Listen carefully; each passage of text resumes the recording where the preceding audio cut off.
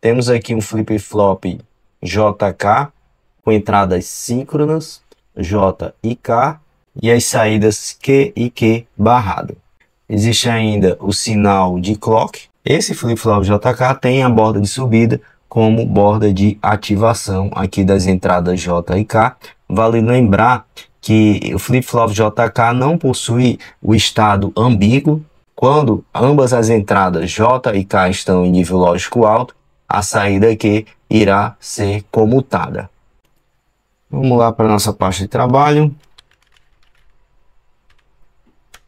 Irei criar um diretório chamado JK_S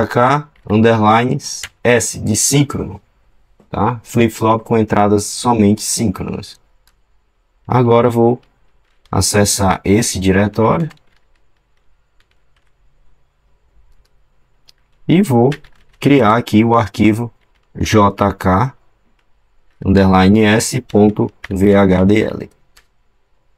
Deixa eu voltar aqui. Como entradas temos J, K e sinal de clock, e como saída Q e Q barrado aqui.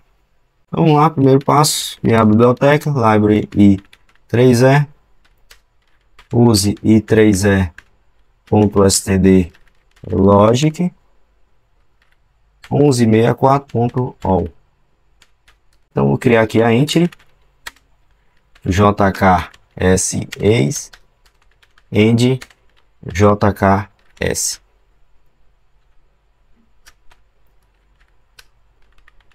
Port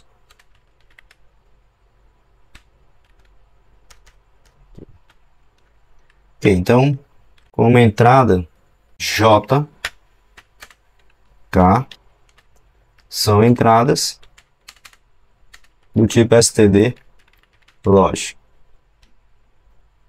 E também tem uma entrada CLK.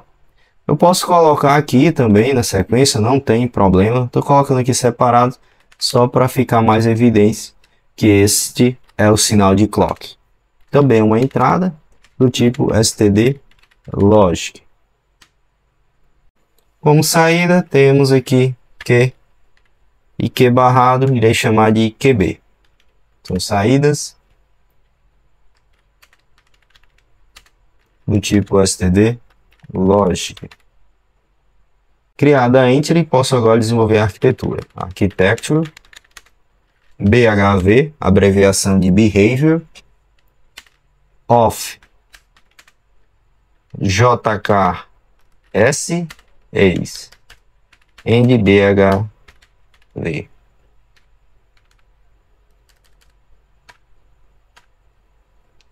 Nesse caso aqui, pessoal, para facilitar aqui o código, eu vou criar uma variável auxiliar. Fiquem à vontade para desenvolver de outras maneiras, né, que vocês entenderem melhor. Signal QI, que é uma saída Q interna, estou chamando aqui um Q interno. O valor de QI será atribuído a Q e a negação de QI será atribuída a Q barrado, certo? Então, signal QI do tipo std logic. Criada a variável, vou agora iniciar a arquitetura, begin. Vou abrir um process, porque eu vou utilizar a estrutura do tipo if. A gente também consegue utilizar outras estruturas, por exemplo, a case, para implementar essa mesma funcionalidade. Só que a if é muito mais simples, pelo menos ao meu ver, e muito flexível, muito versátil, tá? Então eu utilizo bastante a estrutura if. Então process, end process. Agora eu vou analisar qual será a minha lista de sensibilidade aqui para o process. Se você tiver dúvida com relação à lista de sensibilidade do process, coloca todas as entradas lá que vai dar, que irá funcionar corretamente. Só que às vezes o process fica sendo invocado desnecessariamente. Como é que funciona o flip-flop JK? A saída Q irá assumir determinados valores, dependendo dos níveis lógicos das entradas J e K e da borda de ativação. Então a borda de ativação do clock é que é prioritária em definir ali o instante em que a saída do flip-flop irá sofrer alguma atualização, certo? Então, nesse caso, a lista de sensibilidade pode ser somente o sinal de clock. Porque perceba o seguinte, se eu modificar aqui, vamos imaginar que eu coloque J e K aqui na lista de sensibilidade, vai funcionar corretamente? Vai. Porém, mesmo que a entrada J e K sofra alteração, se não tiver na borda de ativação do clock, a saída não será atualizada. Então, o processo ele vai ser invocado, porque as entradas J e K podem estar se alterando, porém a saída não vai sofrer nenhuma modificação se não estiver na borda de ativação do clock. Então, é muito mais objetivo, muito mais assertivo, digamos assim, especificar apenas o sinal de clock como elemento de sensibilidade do process. Porque quando ele sofrer uma alteração aqui de 0 para 1, de 1 para 0, eu vou verificar se é a borda de ativação e, dependendo dos valores das entradas, atualizar a saída Q e Q barrado, certo? Então, eu vou colocar aqui somente o sinal de clock. Então, aqui, process CLK. Todo process também tem um begin. Então, begin.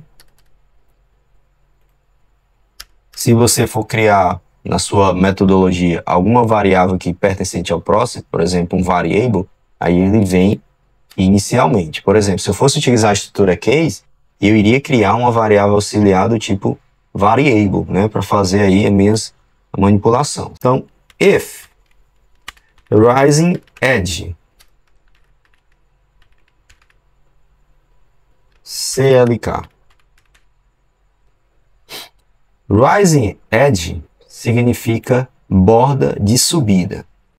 Se retornarmos aqui para o exercício, perceba que a borda de ativação desse flip-flop é a borda de subida. Se fosse a borda de descida, teria uma bolinha aqui ao lado desse triângulo. If rising edge, se borda de subida do sinal aí do clock, then, né? Abrir aqui a condição principal do if, já vou encerrar ela. And if. Então, se tiver na borda de subida do clock, eu vou verificar as condições, né? Que nada mais é do que eu implementar aqui no código VHDL a tabela verdade para o flip-flop JK com entradas somente síncronas.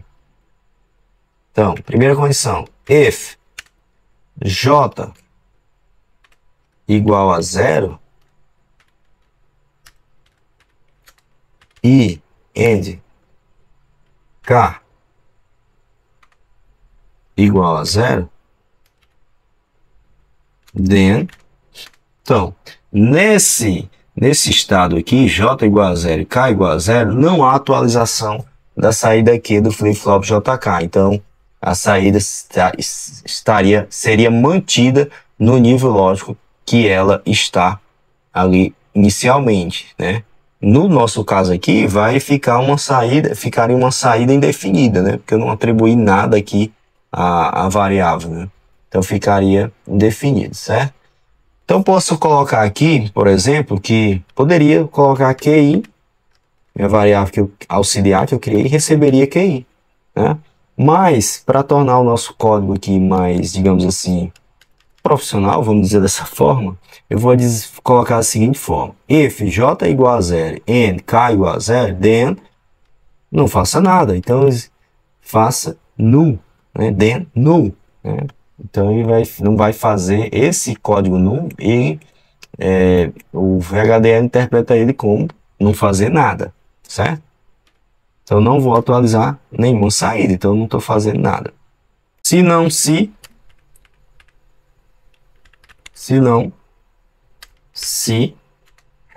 J, deixa eu aproveitar isso daqui.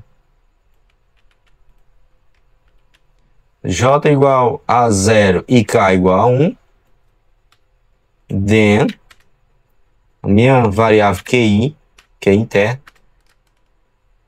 receberá nível lógico 0. Estou limpando o meu QI interno.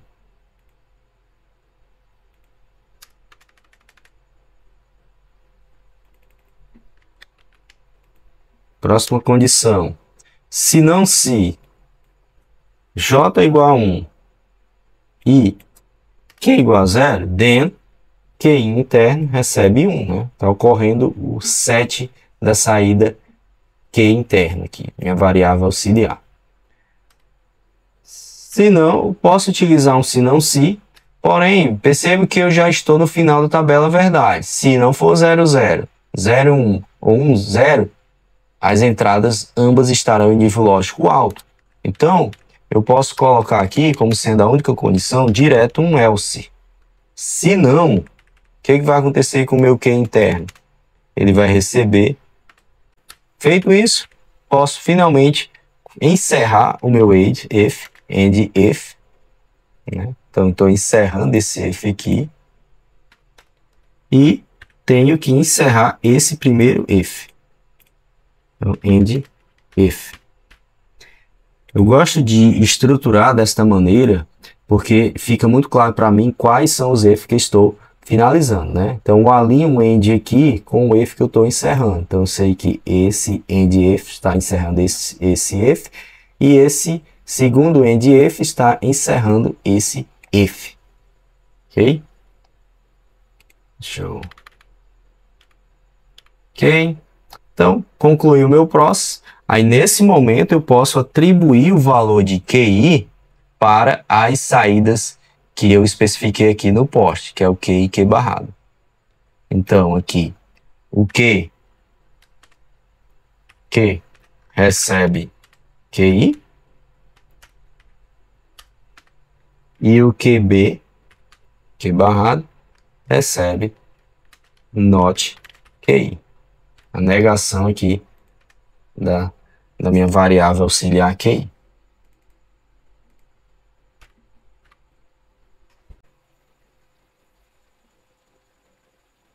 Vamos analisar aqui o GHDL para ver se está tudo funcionando corretamente.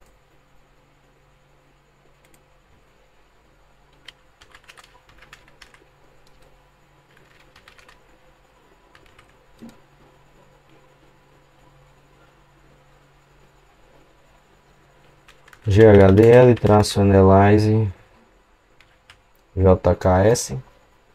Então, a princípio não temos nenhum problema com o nosso código.